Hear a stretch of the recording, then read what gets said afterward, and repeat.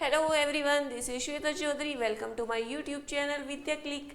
कल मैंने आपको क्या पढ़ाया था? कल मैंने आपको यूनियन एंड इंटरसेक्शन पढ़ाया था और प्रॉपर्टीज ऑफ यूनियन पढ़ाई थी।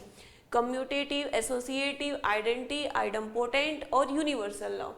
ठीक है, मैंने आपको ये पढ़ाया था। आज मैं आपको पढ़ाने जा रही हूँ प्रॉपर्टीज ऑफ इंटरसेक्शन। ठीक है, इंटरसेक्शन की क्या प्रॉपर्टीज है मैंने आपको इंटरसेक्शन बता चुकी हूँ। क्या होता है? इंटरसेक्शन होता है जो दोनों सेट्स में, मान के चलो कोई सेट दिए हुए हैं, दो सेट, उनमें जो भी कॉमन होंगे वर्ड्स को, जो भी कॉमन एलिमेंट्स होंगे, वर्ड्स होंगे, एनीथिंग कुछ भी होंगे, वो क्या होंगे? वो इंटरसेक्शन में आते हैं। ठीक है, तो कुछ प्रॉपर्टीज है, जान लीजिए। सबसे पहली प्रॉपर्टीज है ए इंटरसेक्शन बी इक्वल होगा बी इंटरसेक्शन ए। इसको एग्जाम्पल से समझते हैं। मान के चलिए हमको ए दिया हुआ है 1 2 3 4, बी दिया हुआ है 3 4 5 6। अब हम ए इंटरसेक्शन बी निकालेंगे। मान के चलो, तो क्या होता है इंटरसेक्शन बी? जो दोनों में कॉमन हो, जो दोनों में कॉमन हो वही तो होता है ए इंटरसेक्शन बी। तो दोनों में कॉमन क्या है? 3 4। अब हम यही चीज निकाले बी इंटरसेक्शन ए, कि बी इंटरसेक्शन ए क्या होता है? बी इंटरसेक्शन ए 3 इसमें भी है, 3 इसमें भी है। अगर 3 इसमें भी है, 3 इसमें भी है, 4 इसमें भी है, 4 इसमें भी है, तो बी इंटरसेक्शन ए में क्या आएगा? 3 4। That means A intersection B equal B intersection A. इसका मतलब हमारी फर्स्ट प्रॉपर्टी क्या है? कम्यूटेटिव लॉ, जो कि सेटिस्फाई भी हो रही है। बाई एग्जाम्पल मैंने आपको समझा दिया है, जो सेटिस्फाई हो रही है। इसको हिंदी में बता देती हूँ बच्चों, क्रम विनिमय नियम कहते हैं इसको। ठीक है, चलो अब सेकंड पढ़ते हैं। सेकंड प्रॉपर्टी है हमारी एसोसिएटिव लॉ। ठीक है, क्या है? Associative law. A intersection B का इंटरसेक्शन करे सी के साथ, तो वो होगा A intersection B intersection C. ठीक है, B intersection C, this is associative law. Associative law समझिए। चलो एग्जाम्पल से समझते हैं। ए इक्वल हमको दिया हुआ है 1 2 3 4, बी इक्वल दिया हुआ है हमको 3 4 5, और सी इक्वल हमको दिया हुआ है 4 5 6। ठीक है, सबसे पहले ए इंटरसेक्शन बी निकालते हैं। चलो भाई, ए इंटरसेक्शन बी, ए और बी में देखते हैं कौन कौन से कॉमन है। हमको पता चले ए इंटरसेक्शन बी में 3 और 4 कॉमन है। अब हम निकालेंगे ए इंटरसेक्शन बी का इंटरसेक्शन सी के साथ। अब हम इसका सी के साथ इंटरसेक्शन निकालेंगे तो 3 4 4 5 6 क्या कॉमन आया बेटा? 4। देखो, ए इंटरसेक्शन बी में क्या है? 4, और सी में क्या है? सिर्फ 4 है। इसका मतलब जो हमारा ये निकल के आया, ये निकल के आया 4। अब हम सेकंड पार्ट देखते हैं। सबसे पहले ये, अब हमें ये प्रूव करना है, तो हम निकालते हैं सबसे पहले बी इंटरसेक्शन सी। निकालते हैं भाई बी इंटरसेक्शन सी। देखो, बी में और सी में क्या कॉमन है? इंटरसेक्शन मतलब कि कॉमन, यूनियन मतलब दोनों का जोड़, दोनों का यूनियन। ये चीजें याद रखनी है। इंटरसेक्शन देखो क्या होते हैं, इंटरसेक्शन है इसमें 4 5। अब हम A intersection B intersection C निकालेंगे। ए के साथ, ए में और इसमें देखिए कॉमन क्या है? 4। इसका मतलब ये हमारे इक्वल आ गए। इसका मतलब जो हमारी प्रॉपर्टी है वो क्या हो गई? सेटिस्फाई हो गई। मतलब एसोसिएटिव लॉ फॉलो करता है इंटरसेक्शन में। ये आगे लागू, ये आगे हमारी क्या होगी? बीच बीच में क्वेश्चन में जो होती है ये हमारी पूछ ले, मतलब क्वेश्चन में अप्लाई करनी पड़ती है हमको ये। ठीक है, अब थर्ड जो है वो है हमारी फाई के साथ। ठीक है, इसको हम बोलते हैं आइडेंटिटी लॉ। अगर हम फाई के साथ ए इंटरसेक्शन निकालें तो क्या आएगा बच्चों? फाई, क्योंकि कॉमन वर्ड क्या है? एम्पिटी। किसी खाली के साथ आप किसी चीज का इंटरसेक्शन निकालते हैं तो वो एम्पिटी ही आता है। क्या आता है बच्चों? एम्पिटी ही आता है। इसको कहते हैं हम आइडेंटिटी लॉ।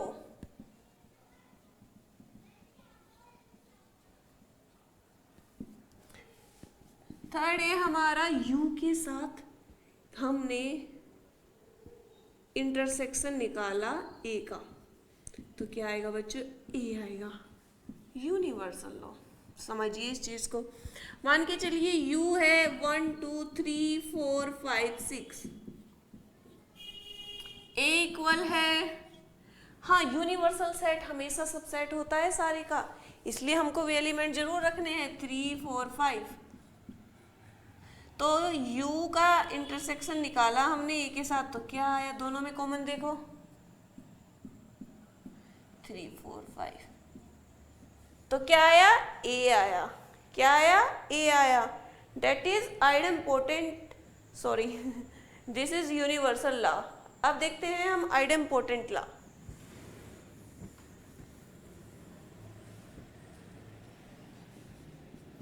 ए का ए के साथ इंटरसेक्शन, ए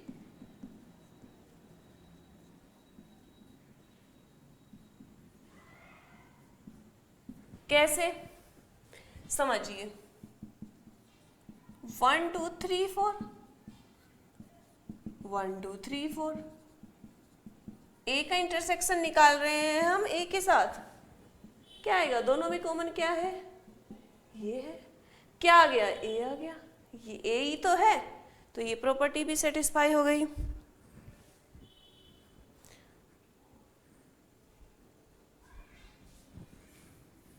अब इसमें यूनियन से अलग एक प्रॉपर्टी है डिस्ट्रीब्यूटिव लॉ। डिस्ट्रीब्यूटिव लॉ ये क्या है,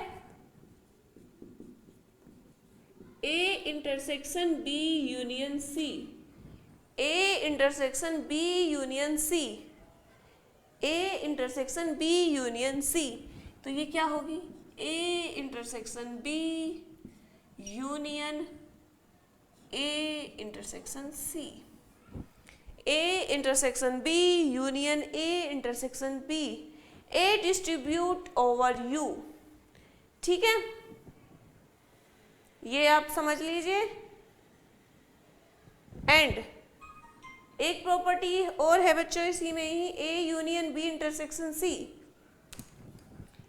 A union B intersection C. ठीक है, A union B intersection C, ये क्या होगी, A union B intersection A union C. ठीक है, इसमें क्या है, मतलब कि जो ए है वो इससे डिस्ट्रीब्यूट हो रहा है और इसमें जो ए है वो इससे डिस्ट्रीब्यूट हो रहा है। ठीक है, इसमें बीच में यूनियन और इसमें ये होता है डिस्ट्रीब्यूटिव लॉ। डिस्ट्रीब्यूटिव लॉ ये बहुत बड़ा हो जाएगा इसका एग्जांपल से, चलो मैं समझा देती हूँ आपको। ए इक्वल मान के चलो हमने दिया हुआ है 1 2 3 4 5 6, बी इक्वल दिया हुआ है 3 4 5 6, सी इक्वल दिया हुआ है 5 6 7। First of all first side देखिए आप, LHS देखिए इसकी, A intersection B union C, तो पहले हम निकालेंगे बी यूनियन सी। यूनियन निकालना है, 3 4 5 6 7 सारे एलिमेंट्स आ जाएंगे, सारे एलिमेंट्स आ जाएंगे, यूनियन निकालना है हमको। ठीक है, अब हम इसका इंटरसेक्शन निकालेंगे, A intersection B union C. A क्या दिया हुआ है हमको, ये, इसका इसके साथ इंटरसेक्शन निकालना है, तो क्या आ जाएगा, देखिए इसमें कॉमन क्या है, 3 4 5 6, 3 4 5 6। ठीक है, इसको मैं लिख लेती हूँ, क्या है ये 3 4 5 6। अब देखते हैं हम राइट हैंड साइड को। राइट हैंड साइड हमारी क्या है, सबसे पहले हम निकालेंगे ए इंटरसेक्शन बी, हमारी यही है ना राइट हैंड साइड, तो सबसे पहले निकालेंगे हम ए इंटरसेक्शन बी। ठीक है, ए इक्वल क्या दिया हुआ था शायद, जो भी था ये आप खुद कर लेना, फिर ए इंटरसेक्शन सी निकालना, फिर उन दोनों का ए इंटरसेक्शन बी के साथ यूनियन निकालना। ये कोई इतनी बड़ी बात नहीं है, जो कि यही आएगा 3 4 5 6। निकाल के मुझे बताना कि आया कि नहीं आया। ठीक है, ये निकालना, मैंने एग्जाम्पल मिटो दिया, अब मुझे याद नहीं कौन सा एग्जाम्पल था। ठीक है। अब इसके ऊपर जो है, अब हमारी एक्सरसाइज स्टार्ट हो जाती है। चलिए मैं आपको एक क्वेश्चन करा देती हूँ सबसे पहले। हाँ, डिफरेंस ऑफ सेट्स और पढ़ लीजिए।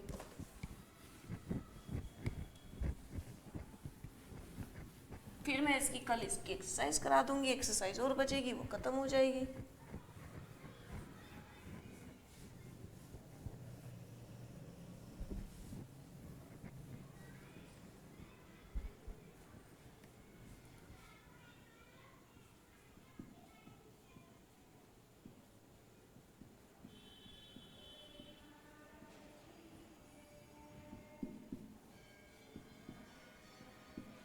ठीक है, डिफरेंस ऑफ सेट्स क्या होगा? मान के चलो ए इक्वल दिया हुआ है 1 2 3 4 5 6, बी इक्वल दिया हुआ है 3 4 5 6। ए माइनस बी का मतलब क्या है?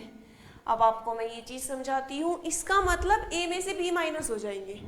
सिंपल सा फॉर्मूला है, ए के एलिमेंट्स बी में से माइनस हो जाएंगे।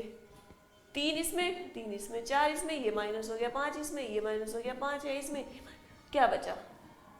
1 2। अब इसको हम थोरी के रूप में कैसे लिखेंगे वो भी देखिए।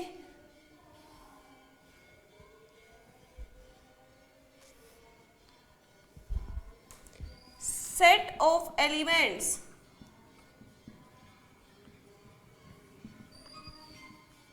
which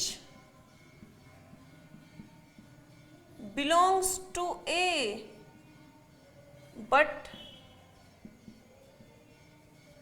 does not belongs to B। ठीक है, अब इसी में से हमें B माइनस ए पूछे तो, अब इसी में से हमें B में से A घटाना है। ठीक है, तो क्या हो जाएगा?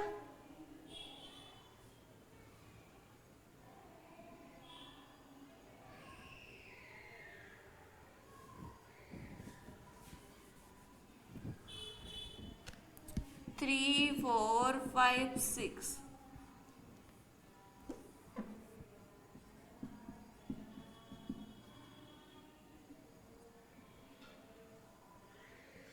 अब हमें बी में से ए घटाना है, तो इसका क्या होगा? अगर हम बी में से ए घटाएंगे तो मतलब set of elements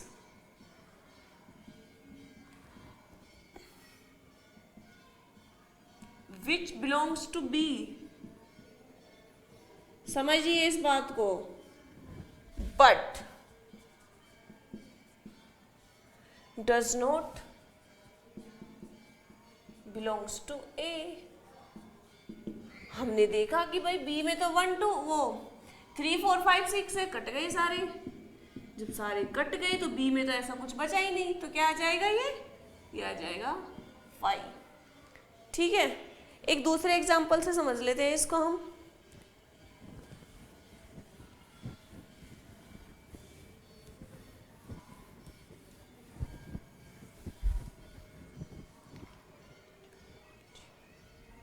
A equal दिया हुआ है 1 2 3 4 5 6। बी इक्वल कुछ भी मान लो, बी इक्वल मान लो 2 4 6 8। ए माइनस बी निकालो इसका। 2 गया 2 गया, 4 गया 4 गया, 6 गया 6 गया, तो क्या बचा? 1 3 5। क्या बचा? 1 3 5। इसमें सारे ए के एलिमेंट्स आएंगे। ये नहीं कि आप 8 भी लिखोगे, नहीं। ए में से घटा रहे हैं तो ए में से जितने घट जाएंगे, ए में जितने बच जाएंगे, ए में से जितने घट जाएंगे, घटने के बाद जितने बच जाएंगे वे ए माइनस बी में लिख के जाएंगे। बी इक्वल हमें क्या दिया हुआ है? 2 4 6 8। ए इक्वल हमें क्या दिया हुआ है? 1 2 3 4 5 6। अब हम निकालते हैं बी माइनस ए। तो b माइनस ए क्या आएगा? निकालो भाई। 2 में से 2 गया, 4 गए 4 गए, 6 गए 6, क्या बचा? खाली 8 बचा, खाली 8 बचा। इसका मतलब अगर हम a में से माइनस कर रहे हैं किसी भी चीज को, तो a में कितने एलिमेंट बचते हैं घटाने के बाद वे आएंगे, b माइनस a कर रहे हैं तो b में कितने एलिमेंट्स बचते हैं घटाने के बाद वे आएंगे। ठीक है, ये चीज समझने की है। अब मैं आपके लिए एक एग्जांपल, ये था ही एग्जांपल, अब आपको कुछ और समझा देती हूँ, एक चीज और लेके चलते हैं भाई, फिर उसके बाद आती है आपकी एक्सरसाइज।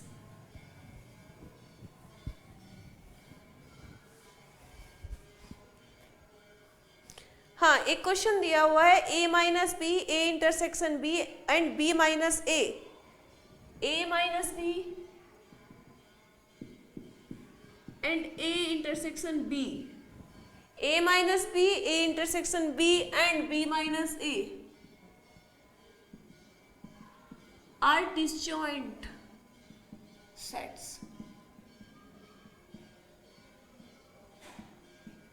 Are disjoint sets. ठीक है, कैसे, क्यों भाई? क्योंकि किन्हीं भी दो का a माइनस बी मान के चलो का इंटरसेक्शन a इंटरसेक्शन b के साथ मान के चलो क्या होगा, फाई होगा।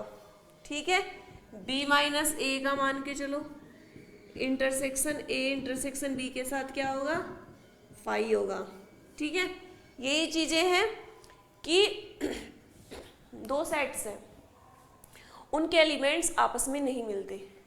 ठीक है, जैसे a इक्वल दिया हुआ है, मैंने डिसजॉइंट क्या बताया था, disjoint a equal to 1 2 3, b equal 4 5 6, तो a इंटरसेक्शन b क्या निकल के आया, फाई। मतलब एक ऐसे सेट जिनका इंटरसेक्शन फाई हो तो वे क्या कहलाते हैं, डिसजॉइंट सेट्स,